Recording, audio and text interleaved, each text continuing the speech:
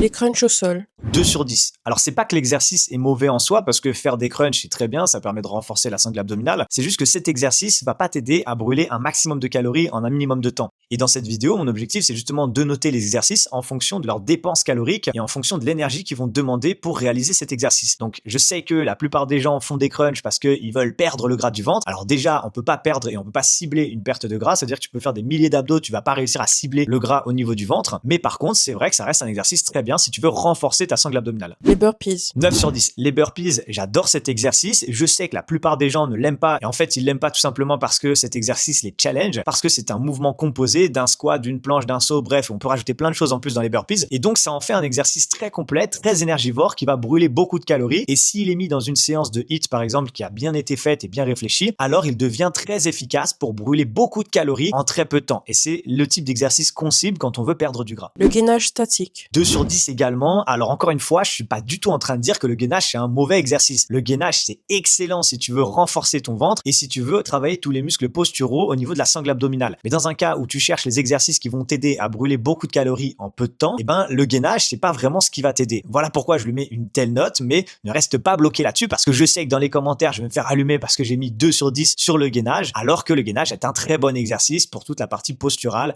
et pour tout ce qui est maintien au niveau du ventre. Les mountain climbers. 9 sur 10 également, et là c'est intéressant parce que les climbers c'est un petit peu justement le gainage mais spécial brûle-graisse. Je dis ça parce que les climbers au final ça reste une planche, donc ça reste un gainage, sauf que dedans on a rajouté le fait de monter les genoux et donc ça permet d'accélérer vraiment le cœur, ça permet de brûler du coup beaucoup de calories en un minimum de temps et en même temps ça permet d'avoir tout ce renforcement musculaire au niveau de la sangle abdominale qu'on aurait dans un gainage statique. Donc le climber en fait c'est un petit peu le meilleur des deux mondes, ça permet d'avoir cette phase de renforcement musculaire et cette phase cardio, ça permet de faire monter son cœur et de brûler beaucoup de calories en peu de temps. Les cycle lunge. 9 sur 10, c'est un excellent exercice qui est assez compliqué à faire. On peut le faire avec une option sans impact et une option avec impact. Si tu peux le faire avec l'option impact, c'est extrêmement efficace pour deux raisons. La première raison, c'est que tu fais un exercice qui est très cardio. Donc comme tu sautes et tu changes de jambe, il faut mettre une bonne intensité pour réussir justement à faire ce changement de jambe. Et le deuxième intérêt de cet exercice, c'est que tu fais des fentes où comme tu sautes et qu'il y a le poids de ton corps, ça va renforcer toute la partie basse de ton corps, renforcer tes cuisses, tes fessiers, etc. Et donc ça va augmenter ton pourcentage de masse musculaire au fur et à mesure, par une séance bien sûr, mais dans ton corps, et donc ça va augmenter ton métabolisme de base. Ça veut dire que sur l'instant T, cet exercice te permet de brûler beaucoup de calories en très peu de temps. Encore une fois, s'il est mis dans une séance de HIIT, c'est encore plus efficace. Et en plus de ça, il va renforcer ton corps et muscler ton corps sur le long terme. Alors si tu as regardé toute cette vidéo et qu'aujourd'hui ton objectif c'est de perdre du poids, j'ai tourné une vidéo dans laquelle je te donne la méthode complète que j'utilise depuis plus de 10 ans et qui permet de perdre à peu près 8 à 12 kg de gras en 3 mois sans faire de régime, sans avoir besoin d'aller à la salle de sport et sans frustration. Alors si ça t'intéresse, t'as juste à commenter méthode dans cette vidéo et je me ferai un plaisir de te l'envoyer.